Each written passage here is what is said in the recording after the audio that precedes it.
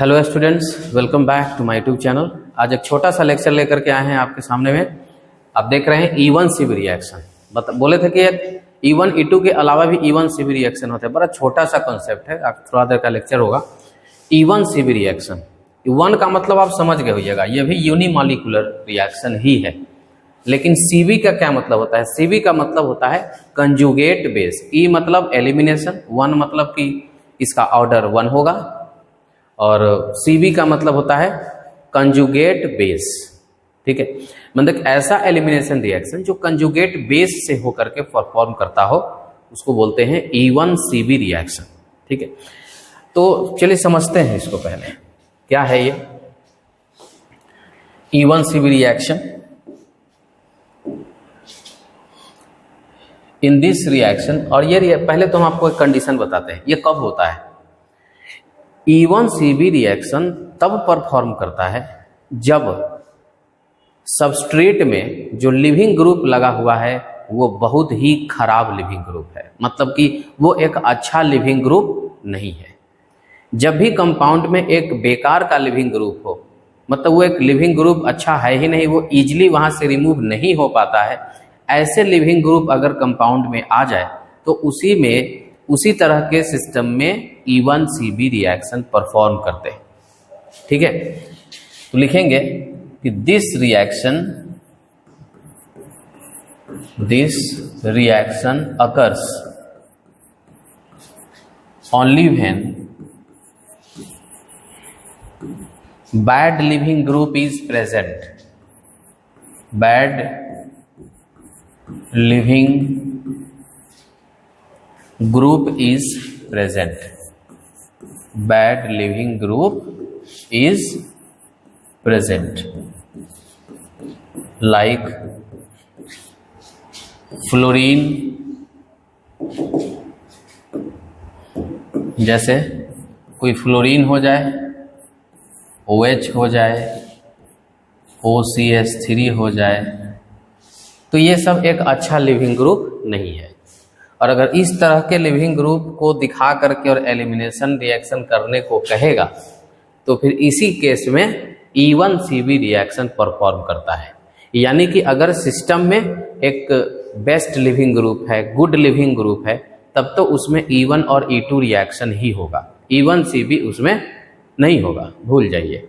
लेकिन अगर किसी भी सबस्ट्रेट में लिविंग ग्रुप कैसा हो, बेकार हो, ठीक से नहीं हट रहा है, तो इसी तरह के लिविंग ग्रुप के लिए E1CB रिएक्शन होता है। अब हम बात करेंगे कि इसमें होता क्या है इस रिएक्शन में। What is E1CB reaction? देखिए, इसमें होता ये है कि पहले लिविंग ग्रुप हटता था और बाद में बीटा हाइड्रोजन को हम लोग हटाते थे। यहाँ उल्टा करेंगे, यहाँ पर लिविंग ग्रुप को बाद में हटाएंगे और बीटा कार्बन पर से हाइड्रोजन को पहले हटाएंगे। ठीक है, थोड़ा सा उल्टा है, थोड़ा सा रिवर्स है। तो यहां लिखेंगे कि इन दिस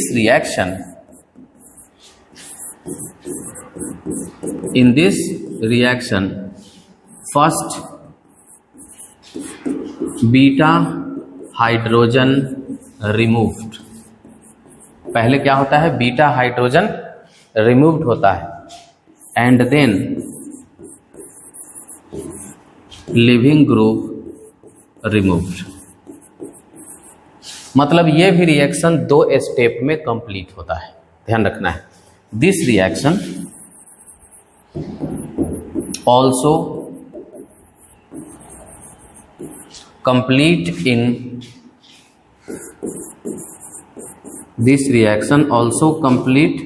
इन 2 स्टेप। मतलब E1CB रिएक्शन में क्या होता है? पहले बीटा हाइड्रोजन हटता है और बाद में लिविंग ग्रुप हटता है। तो अब हम आपको इस दोनों स्टेप को सेपरेटली अलग अलग लिख करके दिखाते हैं। जैसे स्टेप 1 क्या करना है? बीटा हाइड्रोजन को हटाना है। हाइड्रोजन जब भी हटेगा तो H+ बन करके हटेगा, तो कार्बन पर माइनस चार्ज डेवलप होता है। When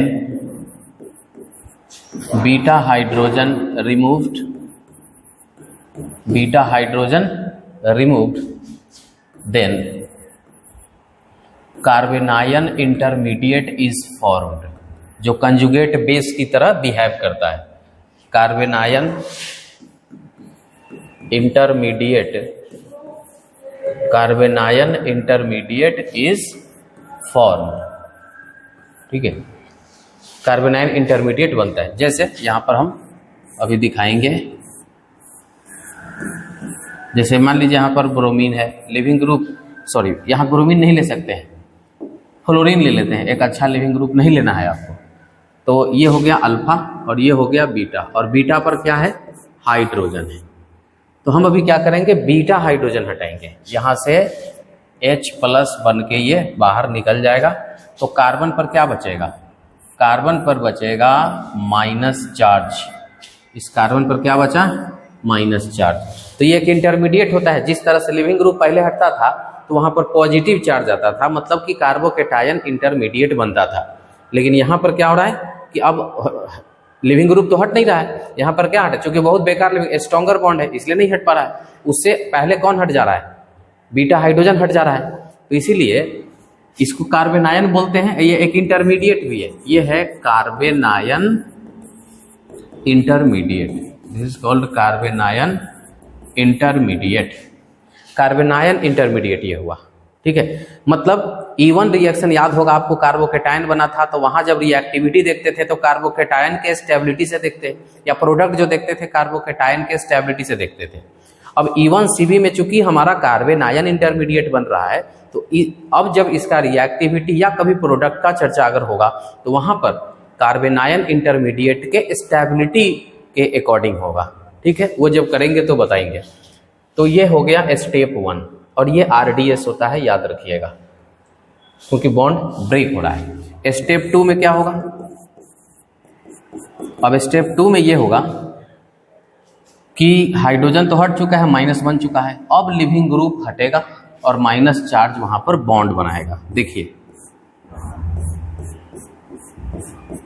यहां जो माइनस चार्ज है ये यहाँ पर बॉन्ड बनाएगा, और ये फ्लोरीन जो है बैड लिविंग ग्रुप यहाँ से हटेगा और अल्कीन बन जाएगा इस तरह से। और ये रिएक्शन जो होता है फास्ट होता है, जबकि ये रिएक्शन RDS है तो क्या रहेगा, स्लो। तो यही 2 स्टेप है E1CB का। तो रेट जो डिपेंड करेगा वो स्टेप फर्स्ट पर डिपेंड करेगा, सबस्ट्रेट के ऊपर डिपेंड करेगा, याद रखिएगा। तो यहाँ पर हम लिखेंगे कि rate of E1CB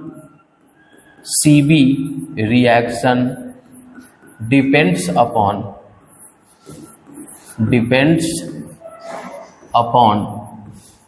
substrate only,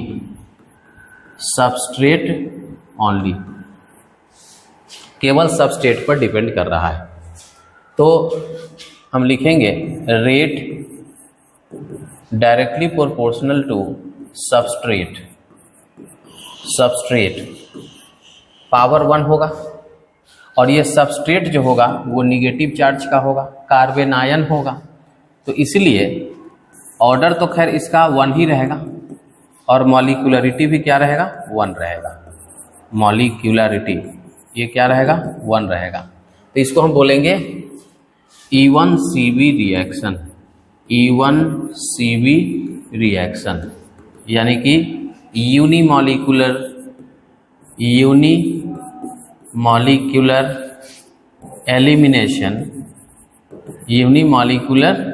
elimination involving कार्बेनायन। इसमें कार्बेनायन बनता है इन्वॉल्विंग, या तो देखिए आप दोनों लिख सकते हैं, या तो आप लिख सकते हैं कंजुगेट बेस, या फिर आप इसको क्या लिख सकते हैं, कार्बेनायन लिख सकते हैं, इन्वॉल्विंग कार्बेनायन, ठीक है। यही है E1CB रिएक्शन, ठीक है। E1CB रिएक्शन में याद रखिएगा क्या होता है कि जो लिविंग ग्रुप होता है वो बाद में हटता है, और बीटा हाइड्रोजन पहले हट जाता है। अब बीटा हाइड्रोजन जब पहले हटेगा तो वहाँ कार्बेनायन इंटरमीडिएट बनता है, और बाद में फिर लिविंग ग्रुप हट करके डायरेक्ट प्रोडक्ट बनता है। So rate of E1CB reaction depends upon carbanion intermediate, stability of carbanion intermediate. अगर हम स्टेबिलिटी की बात करें तो कार्बेनायन का स्टेबिलिटी जो था वो एक्सेप्टर ग्रुप की वजह से था। एक्सेप्टर इलेक्ट्रॉन को एक्सेप्ट करेगा तो कार्बन आयन का स्टेबिलिटी बढ़ेगा। वही कार्बोकेटायन में डोनर के कारण स्टेबिलिटी होता था। तो ये सब चीज़ आपको पॉइंट याद रखना है। जैसे एक एग्जाम्पल यहाँ पर है कि ये फ्लोरीन क्या है, एक बैड लिविंग ग्रुप है, ठीक है, पुअर लिविंग ग्रुप आप इसको लिख सकते हैं, पुअर लिविंग ग्रुप, और इसको आप अल्फा नाम दे दीजिए, और एक बीटा इधर है और एक बीटा इधर है। क्योंकि अल्फा से जितने भी कार्बन अटैच्ड होंगे वो सारे के सारे क्या होंगे, बीटा होंगे। तो इधर बीटा हाइड्रोजन और इधर बीटा हाइड्रोजन, ठीक है। अब सवाल है कि हम इधर वाले बीटा से करें कि इधर वाले बीटा से करें। इस चीज़ को यहाँ पर समझिएगा कि पहले तो कार्बन आयन बनेगा, ठीक है, एक बार हम यहाँ कार्बन आयन बना देते हैं और बाकी जो जैसे है लिख देते हैं, और एक बार हम यहाँ कार्बन आयन बना देते हैं और बाकी जो जैसे है वैसे लिखते हैं। तो देखिए आप एक इस बीटा पर से हाइड्रोजन हटा के कार्बन आयन बना सकते हैं, एक इस बीटा पर से हाइड्रोजन हटा करके कार्बन आयन बना सकते हैं। लेकिन तब आपको क्या देखना है कि कौन सा कार्बन आयन ज़्यादा स्टेबल है। अब आप यहाँ देखिए, यहाँ पर मिथाइल ग्रुप इलेक्ट्रॉन डोनेट कर रहा है कार्बन आयन को, फ्लोरीन इधर एक्सेप्ट कर रहा है, लेकिन इधर से एक डोनर ग्रुप लगा हुआ है, तो ये हो जाएगा लीस्ट स्टेबल। जबकि इसमें देखिए, इसमें इसको कोई इलेक्ट्रॉन डोनेट नहीं कर रहा है, ठीक है। देखिए इलेक्ट्रॉन अगर डोनेट किया तो कार्बन आयन लीस्ट स्टेबल हो जाएंगे। जैसे कि ये लीस्ट स्टेबल है, अगर इसको कोई इलेक्ट्रॉन डोनेट नहीं करेगा तो ये क्या हो जाएगा, मोस्ट स्टेबल हो जाएगा, ठीक है। तो कहते हैं कि इसका जो प्रोडक्ट है वो तो दो प्रोडक्ट बनेगा, लेकिन इसमें से एक प्रोडक्ट मेजर होगा, एक प्रोडक्ट माइनर होगा। तो जो most stable carbon ion intermediate के अकॉर्डिंग अगर पाई बॉन्ड बनाते हैं तो मेजर प्रोडक्ट बनेगा, और लीस्ट स्टेबल कार्बन आयन से अगर बनाते हैं तो माइनर प्रोडक्ट बनेगा। तो दोनों प्रोडक्ट पहले हम यहाँ पर लिखते हैं। जैसे एक बार इस के साथ बनेगा तो एक प्रोडक्ट ये हो गया, और दूसरा क्या हो जाएगा, साइड वाले के साथ बनेगा,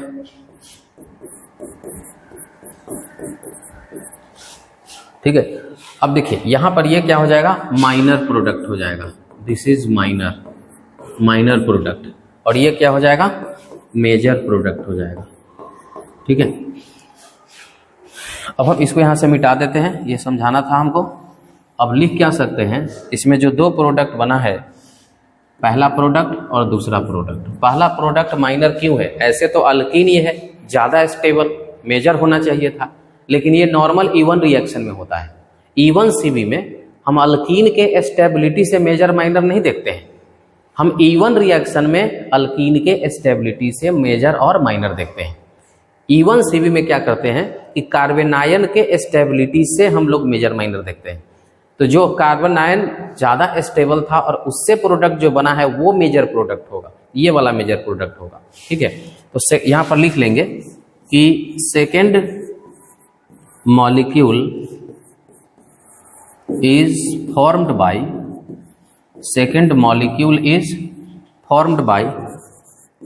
most stable carbon ion intermediate, so second will be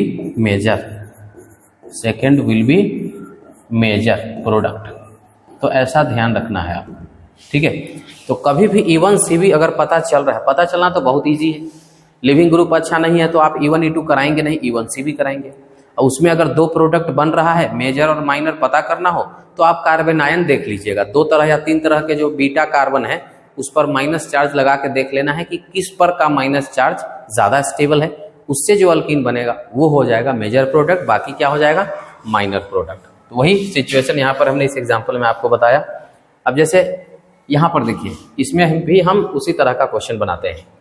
यहाँ पर जो फ्लोरीन आप देख रहे हैं, फ्लोरीन जो कि एक बैड लिविंग ग्रुप है, मतलब क्या है, पुअर लिविंग ग्रुप, ठीक है। क्या है, पुअर लिविंग ग्रुप है। अब पुअर लिविंग ग्रुप है तो ये कहलाया अल्फा कार्बन, इधर ये बीटा कार्बन है और इधर भी क्या है, बीटा कार्बन है, ठीक है। तो यहाँ पर देख लीजिए हाइड्रोजन होगा। और यहाँ पर भी 2 तरह का हाइड्रोजन होगा। ये हम पिछले लेक्चर में बताए थे, ब्रोकन लाइन और डैश लाइन, लेकिन यहाँ पर उसका काम नहीं है क्योंकि आप E1 CV करवा रहे हैं, कोई E2 नहीं करवा रहे हैं कि उसका काम है। फिर भी एक सही तरीका इसी तरह से रिप्रेजेंटेशन का होता है। अब क्या है कि अल्फा और बीटा के बीच में पाई बॉन्ड बनेगा, एक पाई बॉन्ड यहाँ बनेगा, एक पाई बॉन्ड यहाँ बनेगा। पहले बना लेते हैं, उसके बाद मेजर माइनर भी हम लोग सोच लेंगे। तो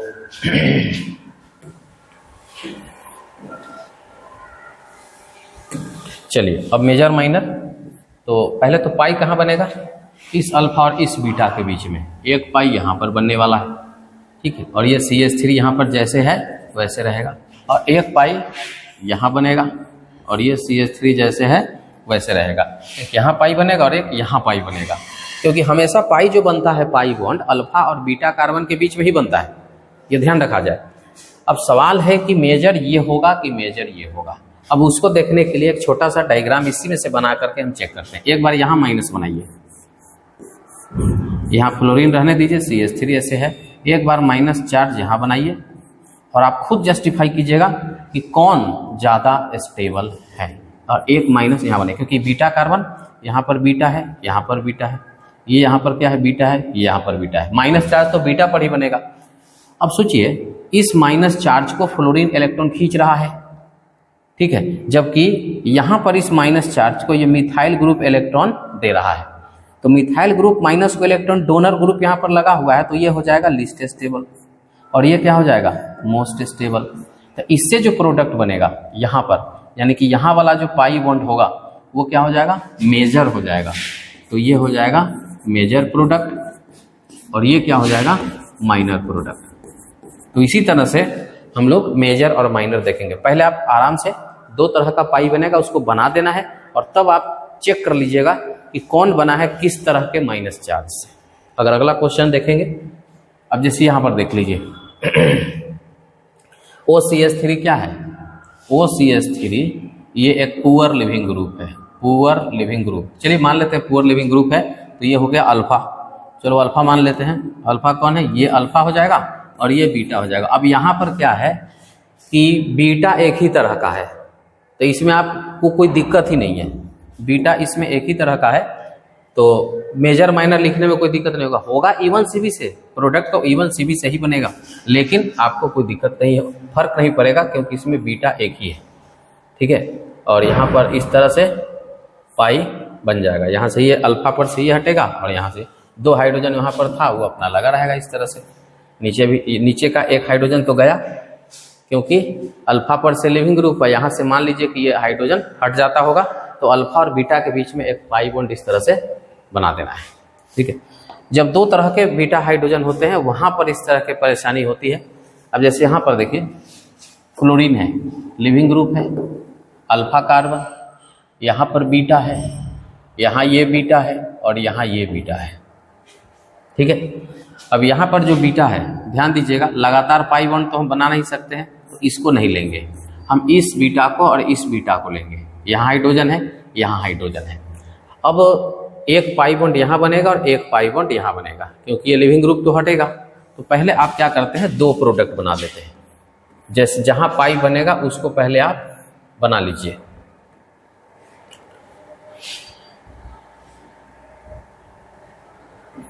यहाँ पर ये तो जैसे के तैसे रहेगा,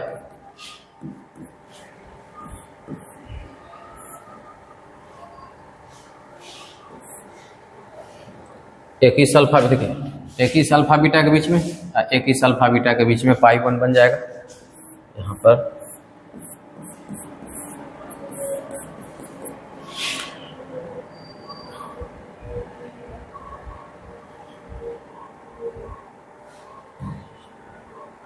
अब इसमें पता करना है कि मेजर कौन होगा माइनर कौन होगा। अब इसको चेक करने के लिए दोनों बीटा पर आप माइनस चार्ज लगाएं। अगर आप यहाँ पर माइनस चार्ज लगाते हैं, ये माइनस क्या करेगा रेजोनेंस कर सकता है। ये एक्सेप्टर ग्रुप लगा हुआ है, ये रेजोनेंस कर लेगा, तो यहाँ का माइनस चार्ज क्या होगा मोस्ट स्टेबल। जबकि यहाँ अगर माइनस चार्ज लगाते हैं, ये कहीं रेजोनेंस नहीं कर रहा है, ये माइनस चार्ज जैसे है वैसे पड़ा रहेगा, तो ये इसका स्टेबिलिटी अच्छा नहीं रहेगा। मतलब कि लीस्ट स्टेबल ये हो जाएगा, ये हो जाएगा लीस्ट स्टेबल, यानी कि इसके द्वारा जो पाई बॉन्ड बनेगा वो क्या हो जाएगा, माइनर, और इस माइनस से जो पाई बॉन्ड बनेगा ये क्या हो जाएगा, मेजर। तो बस इतना सा कॉन्सेप्ट E1CB रिएक्शन के लिए होता है। तो E1CB रिएक्शन आई थिंक आपको कंप्लीट हो गया होगा। बस इसमें एक ही बात है कि बैड लिविंग ग्रुप होने की वजह से E1CB होता है, उसमें पहले बीटा हाइड्रोजन निकल जाता है, बाद में लिविंग ग्रुप रिमूव होते हैं, और इसमें बनता है कार्बन आयन इंटरमीडिएट, जो कि डिसाइडिंग फैक्टर होता है रिएक्टिविटी के लिए या फिर प्रोडक्ट के मेजर और माइनर देखने के लिए। तो ये था E1CB रिएक्शन, एक बहुत छोटा सा कॉन्सेप्ट। अभी एलिमिनेशन रिएक्शन में आपको बता दें कि अभी बहुत सारा कॉन्सेप्ट बाकी है। हमारा जो अगला लेक्चर होने वाला है वो थोड़ा सा बड़ा लेक्चर रहेगा, क्योंकि उसमें भी हालांकि कंप्लीट नहीं होगा, क्योंकि वो पूरा कंप्लीट करने में बहुत बड़ा सा लेक्चर जाएगा। तो हम क्या करते हैं, उसमें orientation of elimination, Saytzeff rule, Hofmann elimination, ये जो कुछ नियम है, एक छोटा छोटा सब नियम है और इसी पर क्वेश्चन है। तो अगले क्लास में हम इन सब कॉन्सेप्ट को लेकर के आएंगे। आज के लिए इतना ही, थैंक यू।